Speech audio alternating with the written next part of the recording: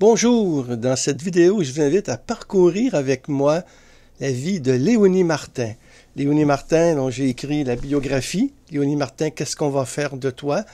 Lorsque Grégory Turpin des éditions Première Partie m'avait justement demandé d'écrire ce livre, je n'ai pas hésité longtemps. J'avais déjà publié dans la même collection, Né pour le ciel, une biographie de son illustre sœur, Thérèse Martin, Un fabuleux destin. Léonie, toute une vie Léonie. Elle est née à Alençon le 3 juin 1863 et décédée à la Visitation de Caen le 17 juin 1941. Elle a très peu écrit, Léonie. Des lettres à ses sœurs, à sa famille, et quelques notes de retraite seulement. Alors, c'est un peu mince pour un biographe. Heureusement qu'on peut consulter le site Internet des Archives du Carmel de Lisieux. Ce site contient une véritable mine d'informations sur elle et sur la famille Martin. Il y a près de 350 lettres envoyées à ses sœurs, Léonie, et leurs milliers de réponses. D'ailleurs, sa correspondance est parue, un livre aux éditions du Cerf, la correspondance de Léonie. Alors, je m'en suis surtout tenu à cette correspondance régulière et à ce que d'autres aussi on peut écrire sur elle, parce qu'il y a eu d'autres livres sur elle.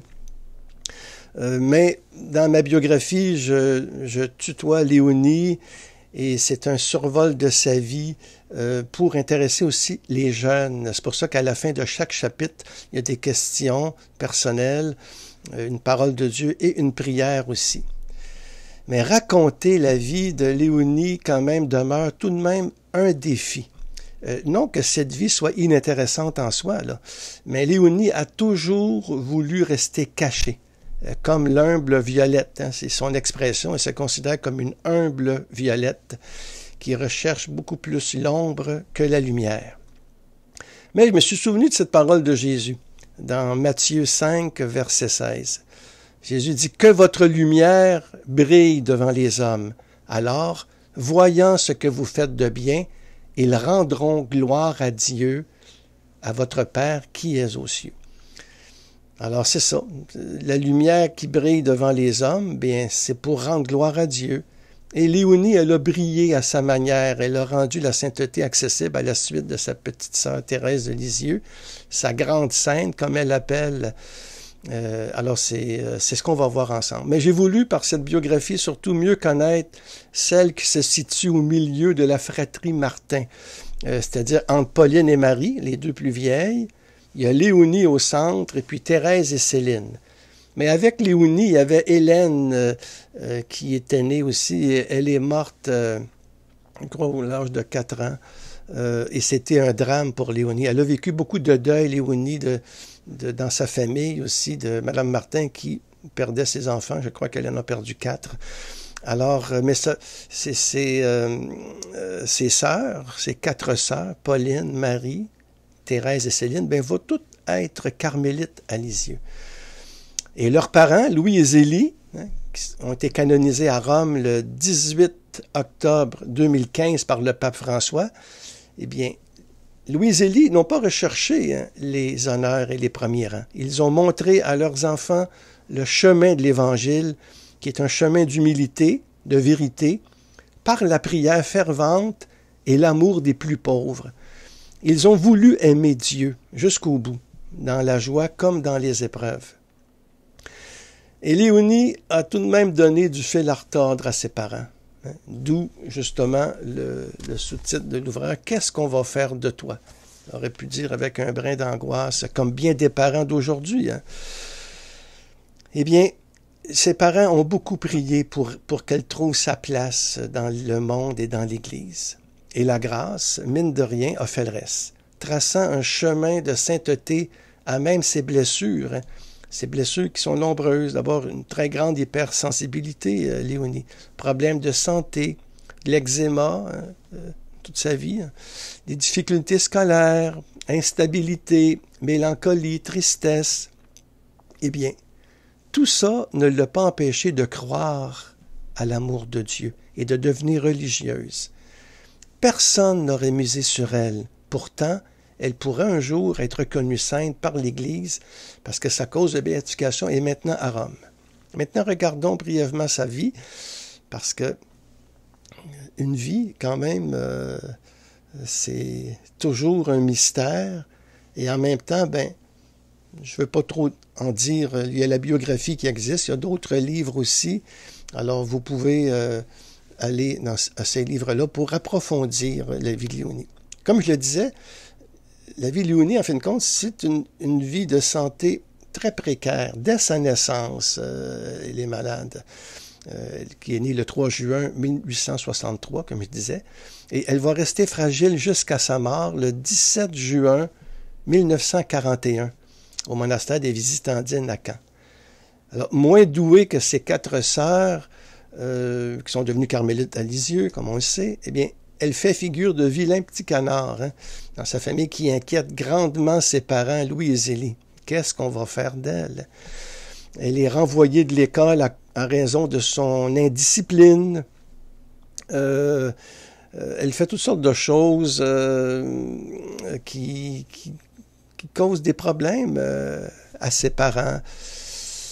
À un moment donné, elle monte sur une chaise pour un goûter et elle tombe, elle se frappe le front. Elle a probablement des problèmes de vision aussi. On le sait qu'elle a eu des mal aux yeux pendant 2-3 ans, très très jeune.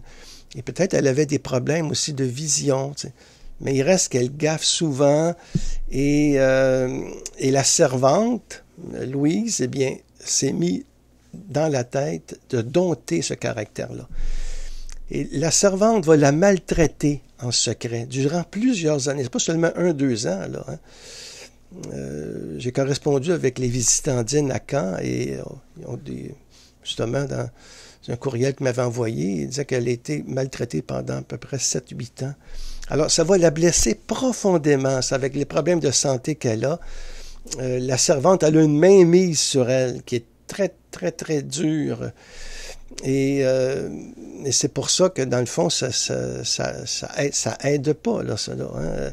Et elle va faire 3 essais de vie religieuse aussi, mais ça va être difficile pour elle. Bon. Dans la famille, on l'appelle la pauvre Léonie. Bon. Mais avec le temps et la prière, surtout la prière de Zélie et de sa tante sœur Marie d'Osité, qui est visitandine, elle, au Mans, et qui va l'aider, va beaucoup prier pour elle. Bien, elle va devenir tranquillement, la pauvre Léonie va devenir la bonne Léonie. Parce que Léonie, elle est courageuse et déterminée. C'est une jeune fille qui a une volonté à toute épreuve et un cœur d'or. Et ça va durer toute sa vie. C'est ce qui nous la rend très attachante et dévouée. Sa force réside, je dirais, dans la faiblesse, dans sa faiblesse, que le Christ transforme en sainteté. C'est saint Paul qui le dit, hein? Ma faiblesse, c'est ma force. Léonie garde une confiance invincible à la miséricorde. Et le Seigneur va la guérir progressivement des blessures profondes pour que l'Esprit Saint la conduise où il veut. Et c'est ainsi que d'échec en échec, de fil en aiguille, elle entre à la Visitation de Caen en 1899 à l'âge de 36 ans sous le nom de sœur Françoise Thérèse. Alors bien sûr, je vais très vite ici, là, mais je ne peux pas rentrer dans tous les détails. Hein, je vais accorder plus d'importance aux dernières années de sa vie. À la Visitation à Caen, en fin de compte, elle va trouver en la doctrine de François de Sales, qui est le fondateur de la Visitation avec Jeanne de Chantal, une spiritualité incarnée dans le réel quotidien, qui est aussi celle de sa sœur, Thérèse, où il dit que le fruit délicieux de l'amour n'est autre que l'abandon. Toute la spiritualité de François de Sales s'est axée sur la simplicité, l'humilité, la prière un peu partout et l'abandon au Seigneur, lui faire confiance. Mais notre chère Léonie, lui faudra bien des nuits et des larmes pour s'accepter telle qu'elle est avec ses imperfections. Elle est persuadée, par exemple, que ses fragilités et ses limites, comme son penchant pour la tristesse et la mélancolie, ne sont pas incompatibles avec la sainteté.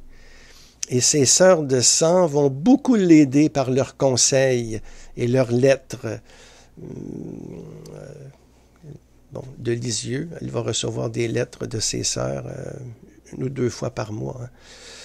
Et dans les conseils souvent que ses sœurs lui donnent, c'est de ne pas s'apitoyer sur elle, faire confiance, tout accueillir comme une grâce, regarder que Jésus, vive l'humilité. Hein. Et en misant tout sur Jésus, bien, Léonie va devenir une vraie religieuse. C'est ça qu'elle disait quand elle était toute jeune. Elle priait, elle demandait à sa tante, Marie Dossé, de prier pour elle, surtout quand elle va être au ciel, pour qu'elle devienne une vraie religieuse. Elle lui avait écrit ça. Et sa sœur Marie lui avait dit, oui, mais on ne dit pas une vraie religieuse, c'est une religieuse. Mais elle, être une vraie religieuse, c'est être une sainte religieuse. Et sa gentillesse et son humilité vont charmer les sœurs visitandines, ainsi que les visiteurs qui la rencontreront. Donc, c'est une vie blessée, une vie cachée, mais c'est un chemin d'humilité, Léonie. Thérèse avait promis qu'elle s'occuperait de sa sœur après son entrée dans la vie, le 30 septembre 1897. Elle a drôlement tenu parole, Thérèse. Et le 21 novembre, alors elle entrait, Léonie écrivait à ses trois sœurs de Lisieux, elle dit « Je suis remplie de bonne volonté et de confiance sans borne en Jésus, qui ne cesse de me prévenir de tant de grâce. Avec cela, je le sens, je peux m'envoler à tire d'aile. » Je voudrais quand même essayer peut-être de vous lire quelques citations de Léonie dans mon livre. C'est que Thérèse lui a écrit plusieurs lettres et c'est vraiment beau de voir comment... Qu'est-ce que Thérèse lui répond, en fin de compte? C'est bon. Alors, à un moment donné, elle lui expose dans une lettre toute simple, c'est Thérèse, c'est Léonie qui écrit à Thérèse le 1er juillet 1896, donc quasiment 1 an et 3 mois avant la mort de Thérèse. Léonie lui écrit « Si tu savais comme toujours je pense à toi, et ton souvenir m'est si doux. Il me rapproche de Dieu, je comprends ton désir d'aller le voir bientôt, pour te perdre éternellement en lui. Parle-moi du bon Dieu, de tout ce qui peut me faire avancer dans la vertu. Demande tout particulièrement au bon Dieu qu'il me délivre de mes scrupules, toujours repliés sur moi-même. Cela me fait horriblement de mal et me retarde certainement dans la perfection. Sois sûr que je mets le doigt bien sur la plaie pour te la montrer. Alors, elle est très vraie dans ses lettres, c'est tout simple, mais elle demande à Thérèse justement de l'aider à ne pas, ce penchant-là, de replier sur elle-même. Et Thérèse, alors là, c'est tout le génie de Thérèse, c'est quand même bien de parler un petit peu d'elle, notre chère Thérèse, c'est-à-dire de lire un peu de ses écrits. Elle lui répond, Thérèse, et là on voit tout le génie thérésien. Je t'assure que le bon Dieu est bien meilleur que tu crois. Il se contente d'un regard, d'un soupir d'amour. Pour moi, je trouve la perfection bien facile à pratiquer, parce que j'ai compris qu'il n'y a qu'à prendre Jésus par le cœur. Ah, s'il fallait faire de grandes choses, combien serions-nous à plaindre? Mais que nous sommes heureuses, puisque Jésus ne se laisse enchaîner par les plus petites. Et Thérèse continue, plus loin. Ce ne sont pas les petits sacrifices qui te manquent, ma chère Léonie. Ta vie n'en est-elle pas composée?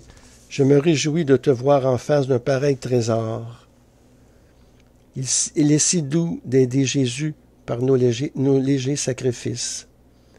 Là, elle continue, Thérèse. C'est une lettre du 12 juin 1896. Il me semble que si nos sacrifices sont des cheveux qui captivent Jésus, nos joies en sont aussi pour cela. Il suffit de ne pas se concentrer dans un bonheur égoïste, mais d'offrir à notre époux les petites joies qu'il sème sur le chemin de la vie, pour charmer nos âmes et les élever jusqu'à lui. C'est intéressant parce que Thérèse, elle montre ici que nos joies aussi nous élèvent, nos joies à offrir sont aussi belles que nos sacrifices. Et puis, bon, alors c'est ça. Et quand elle entre à la visitation, eh bien, c'est après la mort de Thérèse. Et Thérèse lui avait dit, lorsque j'entrerai dans la vie, eh bien, je vais m'occuper de toi. Et c'est ça. Et le 21 novembre, comme je disais tantôt, 1898, elle écrit à ses 3 sœurs du Carmel de Lisieux, « Je suis rempli de bonne volonté et de confiance sans borne en Jésus, qui ne cesse de me prévenir de tant de grâce. Avec cela, je le sens, je peux m'envoler à tire d'aile. » C'est une belle expression parce que elle se décrit aussi un petit peu comme un petit oiseau blessé. Elle est remplie de bonne volonté, elle fait confiance et elle peut s'envoler. Léonie relit sans cesse l'histoire d'une âme. Pour elle, c'est une mine, elle découvre constamment des choses en lisant, relisant l'histoire d'une âme et en lisant aussi d'autres écrits que d'autres personnes ont écrits sur sa sœur. C'est tout un cheminement parce que Léonie va profiter de la gloire de sa sœur qui va être béatifiée, canonisée. Il y a des études sur elle qui vont sortir. Elle est très attachée à sa sœur, bien sûr, mais elle lit tout ce qui paraît sur elle et elle veut vivre l'histoire d'une âme, c'est-à-dire la petite voix d'enfant spirituel qu'on retrouve dedans. Et elle va intégrer mieux que quiconque sa petite voix, Léonie, la petite voix de Thérèse, qui est faite de confiance, d'amour, d'abandon. Et elle va témoigner avec beaucoup d'humilité et de simplicité au procès de béatification de celle qui deviendra la plus grande sainte des temps modernes. Alors c'est ça, Léonie. Et Léonie, alors c'est aussi quelqu'un qui a beaucoup d'humour, très simple. Et un jour, par exemple, un prêtre demande à une religieuse qui se trouve à la porterie du couvent des Visitandines à Caen un entretien avec Léonie, qui est devenue sœur Françoise Thérèse. Bon. Alors la sœur dit, je vais en parler à notre mère, répond-elle, mais je ne crois pas la chose possible. Le prêtre exprime son regret, mais la sœur lui dit, oh, franchement, vous n'y perdez rien. Alors, bon, elle s'en va, la sœur. L'attente se prolonge. Bon, l'abbé il sort déçu, un brin scandalisé. Il croise dans la rue son ami, qui est l'aumônier des Visitandines. Alors, il lui fait part de sa stupeur, quand même, devant l'attitude de cette religieuse. Hein. Alors, l'autre, il éclate de rire et dit, « Cher ami, elle vous a bien berné. C'est à Léonie elle-même que vous avez eu affaire. » Et ça, on retrouve plein de faits cocasses comme ça dans sa vie. Un autre jour, par exemple, un cardinal s'exclame « Vous êtes donc la sœur de Thérèse ?» Et l'ironie de répondre humblement « Oui, éminence, mais cela ne me rend pas sainte du tout. » Et elle parlera toujours d'ailleurs de sa célèbre sœur sans se faire valoir, rétorquant avec amour, avec humour, hein, une phrase qu'elle répète assez souvent, elle dit « Noblesse oblige, je suis issue d'une famille de saints, il ne faut pas que je fasse tâche. » Mais il reste qu'on va venir souvent voir Léonie parce que c'est la sœur de Thérèse, et puis Thérèse qui est reconnue mondialement. Alors c'est sûr que pour elle, ça demande beaucoup de détachement. Elle veut rester cachée, mais elle s'y plaît de bonne grâce pour faire plaisir. Et elle fait beaucoup d'humour avec ça. Elle dit à un moment donné, écoutez, avec tout le monde qui vient me voir, vous devriez me mettre un endroit, un monastère, et une entrée payante. Et les gens qui veulent me voir, mais ils payent. Alors, ça ferait un revenu pour le monastère. Alors, il disait ça en blague, bien sûr. Mais c'est ça aussi, être Léonie, la sainteté au quotidien, vivre l'instant présent, même si des fois ça nous achale. Pour Léonie, être sainte, c'est tout centré sur Jésus. Le consoler en mourant à soi-même, le glorifier en aimant sa faiblesse, lui faire plaisir dans les petites choses du quotidien. Des exemples qu'elle donne, hein, par exemple, comme être fidèle au premier son de cloche, tout de suite, quand la cloche sonne pour un office ou quelque chose, elle arrête tout de suite de faire ce qu'elle faisait et elle y va. Ça a l'air de rien, mais ça demande beaucoup de détachement, ça. Ne pas parler trop fort quand ce n'est pas le moment, conserver une certaine égalité d'humeur, s'efforcer de sourire, au moins intérieurement, sans se décourager de ses fautes. Elle est comme un petit enfant, en fin de compte, qui s'agit avec confiance et beaucoup d'amour dans les bras de son tendre Père des cieux. C'est ce qu'elle dit. Elle dit « Mon tendre Père des cieux ». Et elle continue, elle écrit, « C'est ainsi qu'agissait ma Thérèse. Je compte sur elle à bon droit pour m'aider et me conduire au ciel. » Alors Thérèse va marcher jusqu'à sa mort, tout le temps de sa vie, en toute confiance avec sa petite sœur qui est devenue Sainte Thérèse de l'Enfant Jésus, canonisée en 1925. Et comme elle, Léonie se sait aimer de Dieu, même si elle ne ressent pas toujours cet amour. Elle se livre à son action avec toute sa vulnérabilité.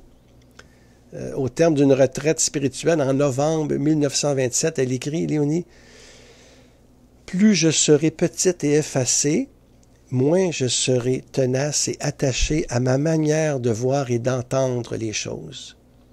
Plus je serai heureuse, parce que très unie au bon Dieu, la vertu me sera plus facile en me passionnant, comme ma Thérèse, pour l'oubli. » Thérèse disait que ce n'est pas de rester caché qui importe, mais c'est aussi d'être oublié, d'accepter qu'on est oublié. Et Léonie, ça va y arriver souvent, parce que souvent on va l'oublier. Hein? L'évêque de Lisieux, souvent, va citer, parler des 3 sœurs carmélites. On va oublier Léonie, même l'inauguration de la basilique, par exemple, à Lisieux. Eh bien, on a demandé alors à la visitation, il y a une radio pour entendre le pape parler. Au Carmel-Lisieux, la même chose. Et l'évêque de Lisieux prend la parole aussi pour féliciter que c'est un trésor d'avoir les 3 sœurs de Thérèse dans le diocèse. Alors vous imaginez, on oublie encore Léonie. Et alors c'est sûr que c'est très souffrant pour elle, mais en même temps, il y a un détachement, puis elle s'en fait pas trop. Je crois que c'est plus décevant pour ses sœurs de la visitation. Léonie, elle n'est pas avec ses 3 autres sœurs à Lisieux, au Carmel, et souvent on l'oublie. Et même dans des livres qu'on écrit sur Thérèse, c'est toujours celle qu'on oublie. Alors vous comprenez, elle est sur une voie d'humilité, de sainteté, parce qu'elle accepte ça sans trop réchigner. Alors ça, c'est quand même quelque chose. Et quand on regarde la vie de Léonie, comme celle de Thérèse, eh bien, ça nous encourage, parce que nous aussi, on est oubliés, nous aussi, on n'est pas parfait, nous aussi, on a plein de limites. Donc, ça nous aide à ne pas désespérer de nos échecs et de nos imperfections, car nous savons que nous aussi, nous sommes aimés de notre Père. Il nous arrive d'avoir peur devant l'inconnu, nous aussi, de douter devant une situation stressante, de nous replier sur nous-mêmes. Eh bien, à ces moments-là, il suffit de faire un acte de foi, comme Léonie faisait, Thérèse, et de nous abandonner à Dieu en accomplissant notre travail du mieux qu'on peut, par des moyens ordinaires. Les moyens ordinaires, c'est la confiance, l'espérance, la simplicité. Tout au long de sa vie religieuse, Léonie ne sera responsable d'aucun emploi. Et ça va être comme ça dans sa vie, même avant d'entrer en communauté. C'est Céline qui va s'occuper de la maison. Quand leur père, ils vont s'occuper de leur père, à un moment donné, il va mourir.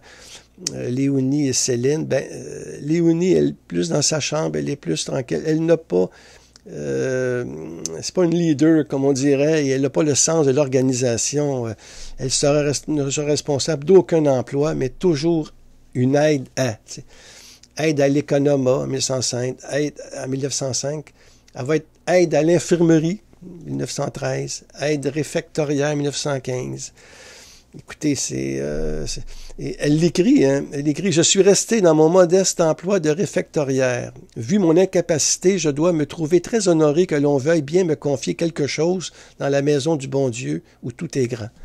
Quand parfois je me surprends à désirer autre chose ou que je suis prise d'ennui et de dégoût, bien vite je fais un plongeon dans la volonté de mon Dieu, car en réalité, il n'y a bien qu'elle que je veux, la volonté de Dieu, et que j'aime uniquement. » Fin de la citation. Encore là, c'est très beau. On voit Léonie qui, au lieu de se plaindre, bien, elle fait un plongeon dans la volonté de Dieu et vouloir ce que Dieu veut, accepter le moment présent.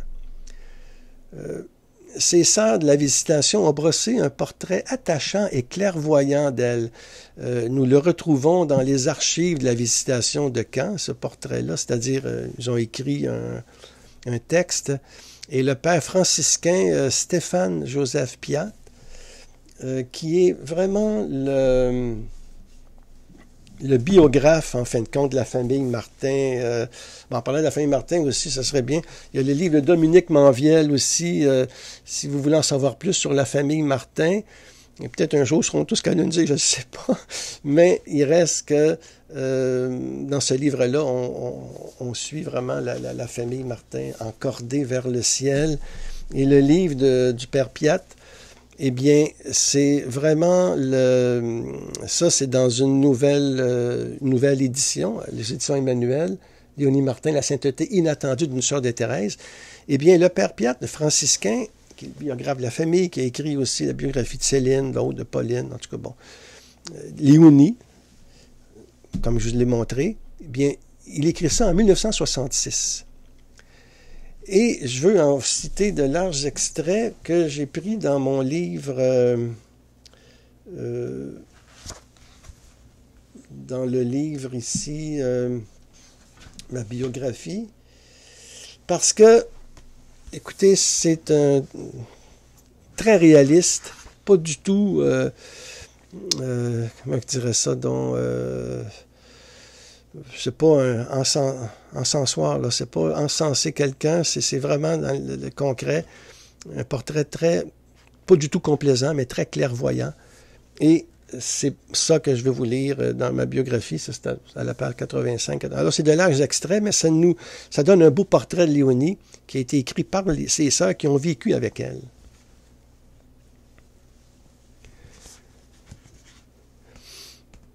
Les sœurs disaient d'elle, « Elle n'est pas très intelligente, mais elle a le bon sens normand. Déficiente en orthographe et en calcul, elle ne brillait pas davantage dans les joutes d'idées. Elle avait peine à lire le latin.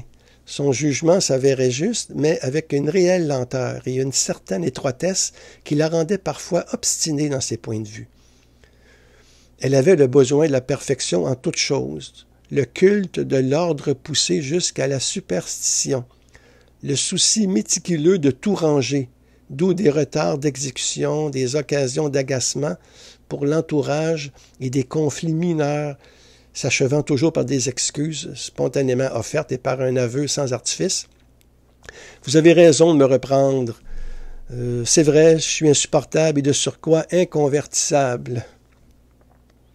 Le caractère ouvert et droit s'affermissait de jour en jour. La sensibilité demeurait vive, quelque peu démonstrative, sans rien d'affecté ni d'excessif. Léonie ignorait tout du genre bonne sœur, comme de l'allure grande dame, alors si courue dans les cloîtres. Si elle avait facilement l'œil humide, cela ne durait guère. Sa mémoire rompue aux plus hautes performances, elle retenait aisément les quelques 200 pages des Constitutions, la mettait en possession de tout le répertoire de M. Martin, en fait de chants, de poésie, d'anecdotes. Elle en émaillait avec beaucoup d'à-propos les entretiens et les fêtes de la communauté, jouant agréablement de sa voix faible, mais vibrante, au timbre harmonieux. On la taquinait volontiers. Elle s'y prêtait de bonne grâce, riant la première de ses maladresses, à la besogne ou de ses bévues à l'office. Elle était naturelle en tout, nullement guindée, et si bonne qu'on ne lui tenait pas rigueur de ses petites manies. Rendre service sans acception de personne faisait ses délices. Elle semblait ne s'y point contraindre, mais au contraire s'étonner qu'on daignât accepter son aide. C'est que sous l'action de Thérèse et de sa voix d'enfance, elle tournait de plus en plus en humilité paisible le complexe d'infériorité qui l'habitait depuis toujours et qui aurait pu la paralyser. Dieu avait jeté sur elle comme un voile d'ombre qui lui cachait ses qualités solides et ses vertus de pur métal. « Moi, je n'ai rien, disait-elle. Je suis une pauvre loque. » C'est un portrait que je trouve très réaliste de Léonie, qui avait justement ses manies de tout ranger, fermer les fenêtres. Elle relate, entre autres, qu'elle est assistante infirmière, et puis pour aider, eh bien, elle a tout rangé, tous les médicaments par ordre de grandeur, au lieu de les mettre par ordre de spécialité, comme elle était avant, alors que l'infirmière était absente. Elle a voulu lui rendre service. eh bien, elle a tout rangé selon la grandeur des médicaments, des bouteilles. Donc, c'est un exemple, mais ça montre quand même que ça pouvait être dérangeant pour ses sœurs, mais en même temps, elle avait tellement un cœur d'or, il voulait tellement bien faire que c'est ça. Les derniers moments de sa vie maintenant quand même, il ne faudrait pas que ça soit trop long. Léonie est installée à l'infirmerie du monastère de Caen depuis janvier 1941. Et une fenêtre qui donne dans une fenêtre dans sa chambre donne sur la chapelle où elle peut se tourner vers Dieu la nuit. Parce que c'est une femme d'oraison aussi, Léonie, j'en ai pas parlé. C'est sûr que c'est une femme de prière, elle était à la visitation, cloîtrée, mais elle vivait profondément l'oraison de simplicité, l'oraison de quiétude, d'abandon. J'en ai parlé j'ai toute une retraite sur l'oraison que je donne à beaucoup de personnes aussi. Je l'ai dans ma chaîne YouTube. C'est vital, ça, dans la vie spirituelle. Et c'est le secret de la sainteté, il est là. Un cœur à cœur avec le Seigneur où on se laisse aimer par lui. Eh bien, ces derniers moments de sa vie, c'est comme ça que ça se passe. Hein. Elle souffre en silence, comme elle a fait une grande partie de sa vie. Elle est incapable de prier, alors comme Thérèse, elle ne dit rien à Jésus. Elle l'aime tout simplement, à travers cette fenêtre qui donne sur la chapelle. Et les dernières lettres de Léonie surprennent par leur candeur et leur transparence.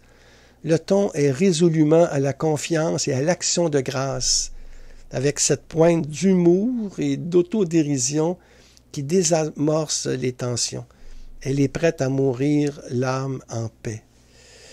Mais pendant que j'y pense, avant de pour la faire mourir tout de suite, j'aimerais ça quand même vous montrer quelques photos.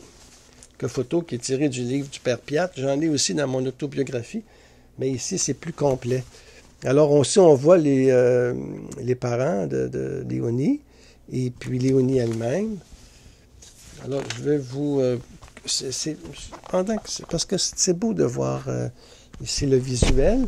Alors, vous voyez ici, alors Léonie avec la famille, les chiens, les sœurs, plus jeunes. On voit la petite Hélène aussi ici qui est décédée, toute jeune. La petite Hélène, et puis, alors Céline et Thérèse, Pauline. Ça. Nous n'avons pas de photo de Léonie avec Thérèse. Alors, un peu dommage, mais ça va avec sa vie. Un peu oublié, un peu caché. Ici, d'autres, quand Céline peint, aussi Léonie avec son père, quand il est revenu de Caen. Alors, c'est une grande épreuve dans leur vie, ça, qui avait perdu la raison. Ici, on voit Léonie aussi, là, le monastère de Caen. Et puis Léonie, et une photo aussi, alors on la voit ici aussi, encore là. Et puis aussi à son tombeau, aussi on peut prier. Et la dernière aussi, alors c'est prise quelques mois avant sa mort, notre chère Léonie. Un visage de bonté, un cœur d'or. Alors, je trouvais ça important de vous montrer quelques photos aussi. Alors, le 29 mai, alors pour reprendre les derniers moments de Léonie, le 29 mai 1941, alors une bronchite aggrave son état et la supérieure se tient à ses côtés. Et on se préoccupe déjà de ses funérailles. Il ne faut pas oublier que on est dans une période très troublée parce que c'est la Seconde Guerre mondiale. Là, hein? On est en 1941. Et le 3 juin, c'est l'anniversaire de ses 78 ans à Léonie. Eh bien, à cette occasion, il reçoit une bénédiction spéciale de Pie XII. Et alors, elle écrit « Mon petit cœur craque de joie et de reconnaissance », écrit-elle à ses deux sœurs du Carmel de Lisieux, Pauline et Céline. Ils sont maintenant deux parce que Marie, elle est décédée, je crois en 1940, donc un petit peu avant Léonie. Et il va rester Pauline et Céline, les autres qui vont mourir assez vieilles.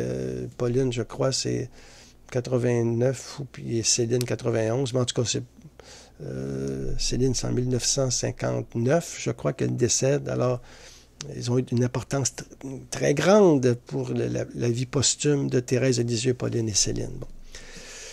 Le jeudi matin, le 12 juin, l'infirmière trouve Léonie sans connaissance au pied du lit. Elle est paralysée du côté droit et elle a perdu l'usage de la parole. Alors, elle reçoit l'extrême-onction, puis elle demeure 5 jours dans une lente agonie, serrant dans les mains le chapelet de sa sœur aînée Marie, qui au Carmel de Lyon, lui avait envoyé le chapelet de sa sœur aînée, Marie, qui était décédée. Et elle a le crucifix de Thérèse aussi. On place devant elle la statue de la Vierge du Sourire, qui est très importante chez les Martins. Nous savons que Marie, la statue, lui a souri quand elle était malade vers l'âge de 10 ans, où elle a été guérie miraculeusement. Et on murmure ces vers de Thérèse, là, de son oreille. « Toi qui viens me sourire au matin de ma vie, viens me sourire encore, Mère, voici le soir. » Le lundi, le 16 juin, jour anniversaire de la grande apparition du Sacré-Cœur à Sainte-Marguerite-Marie, mais son état s'envenime. Sainte-Marguerite-Marie est très importante. D'abord, c'est une visitandine à Paris-le-Monial qui a eu les apparitions du Sacré-Cœur. Mais Sainte-Marguerite-Marie va guérir Léonie quand elle est toute jeune. On va prier Marguerite-Marie et Léonie, elle est très très malade et elle va se sentir mieux. Et on a toujours dans la famille reconnu cette guérison par l'intercession de Marguerite-Marie Alacoque. Et là, l'état de Léonie s'envenime. Puis on devine sur ses mots, sur ses lèvres, le mot « maman ». Maman. C'est souvent ce mot-là qu'on dit au dernier moment. Hein. Est-ce qu'elle s'appelle sa mère, Marie, Zélie, ou bien Marie, la Vierge Marie? On ne sait pas. Maman. Et elle s'anime un peu quand, à voix basse, on répète à son oreille l'acte d'offrande à l'amour miséricordieux de sa chère Thérèse. L'acte d'offrande à l'amour qu'elle récitait tous les jours. Et le 17 juin 1941, peu après minuit, elle fixe d'un regard très tendre sa supérieure qui est près d'elle. Elle lui sourit et elle pousse 2 petits soupirs en expirant doucement et en fermant les yeux. Elle passe de l'ombre à la lumière. Il est 1h30 du matin et selon son désir, la communauté entonne le Magnificat et non pas le De Profundis habituel. Alors, la nouvelle de son décès est transmise par la radio dans le monde entier. Elle est très connue à cause de Thérèse. C'est une des sœurs Martin qui est décédée, donc c'est à travers le monde. On ne peut pas s'imaginer comment Thérèse était connue dans le monde à ce moment-là aussi. Alors, les messages de sympathie affluent de partout. Pie XII offre personnellement la messe à son intention. Et la supérieure écrit au cardinal Suard, qui est archevêque de Paris, qu'il avait rencontré plusieurs fois et qu'il l'aimait beaucoup. Il y avait une belle complicité entre ces deux-là, l'archevêque de Paris, le cardinal Suard. Et alors, il écrit, quand il reçoit la lettre de sa supérieure, il dit « Combien je suis d'esprit et de cœur auprès du cher monastère de Caen, au moment où il pleure la disparition de celle qui fut au milieu de lui une fleur d'édification et de sainteté, comme sa sainte petite sœur. Sœur Françoise Thérèse fut au milieu de vous l'humble violette qui embaumait le monastère de la sainteté. Ce sont de telles âmes qui attirent, non seulement sur la maison qu'elles habitent, mais sur le monde entier, les bénédictions du ciel. » Qui aurait pu prévoir, mes chers amis, une telle mission et un tel rayonnement de Léonie auprès des familles, surtout à partir des années 1970? J'ai été très touché en écrivant cette biographie parce que ça m'a donné l'occasion de mieux connaître Léonie, de mieux l'aimer aussi, comment qu'elle rayonne auprès des familles, auprès des jeunes qui ont beaucoup de difficultés, parce que justement, elle a vécu ça, ces rejets-là, l'anxiété, complexe d'infériorité, hypersensibilité, problèmes de santé. Eh bien, les gens se reconnaissent en elle. Elle est celle, selon moi, qui a le mieux compris et mis en pratique la petite voie d'enfance spirituelle de Thérèse. À cause justement de sa petitesse et de son amour, de ses blessures et de ses fragilités. Et les couples et les parents ne se sont pas trompés, hein. Ils reconnaissent en elle un modèle de persévérance en qui le Christ a fait des merveilles. Parce que Léonie, c'est aussi une volonté à toute épreuve. Plusieurs vont prier sur sa tombe dans la chapelle de la Visitation à Caen. Et sa vie difficile peut inspirer les jeunes d'aujourd'hui, qui doutent d'eux-mêmes et qui peinent à trouver un sens à leur vie.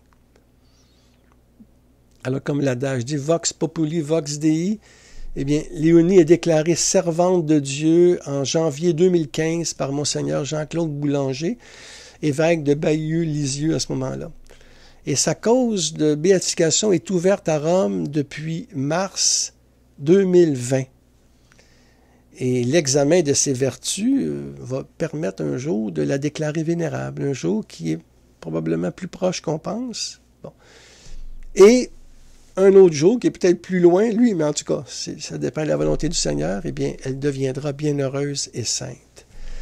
Alors voilà ce parcours très rapide. Je suis très conscient qu'il y a plein de choses que je n'ai pas dites et je ne voulais pas faire trop long, mais il y a des livres et puis, entre autres, ma petite biographie, Qu'est-ce qu'on va faire de toi, notre chère Léonie.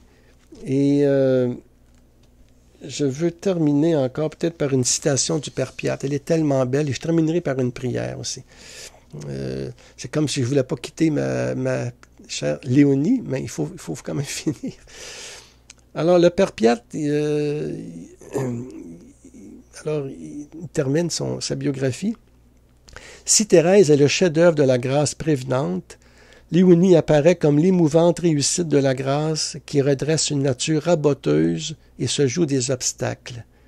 Elle manifeste aussi, et c'est en quoi l'expérience vécue par elle a valeur exemplaire, que l'enfance spirituelle est capable de surmonter toutes les hypothèques d'un tempérament difficile, d'une santé vacillante, d'une éducation tronquée, des réticences accumulées et des complexes graves dans le subconscient, pour purifier, libérer, épanouir l'âme et la livrer au jeu de l'ascenseur divin.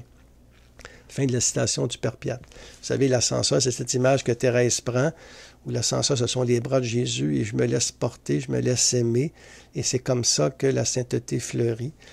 Que, comme disait Saint Jean Eudes aussi, qui a vécu aussi à Caen, « Et plus notre misère est grande, et bien plus la miséricorde de Dieu est glorifiée en nous. » Et je termine par une prière, comme je vous avais dit. Alors, à la fin de chaque chapitre, il y a toujours une petite prière qui résume un peu. Alors ici, c'est une prière finale de cette rencontre que nous avons, en tout cas, que j'ai voulu partager avec vous tout simplement, là, vraiment, dans cette vidéo.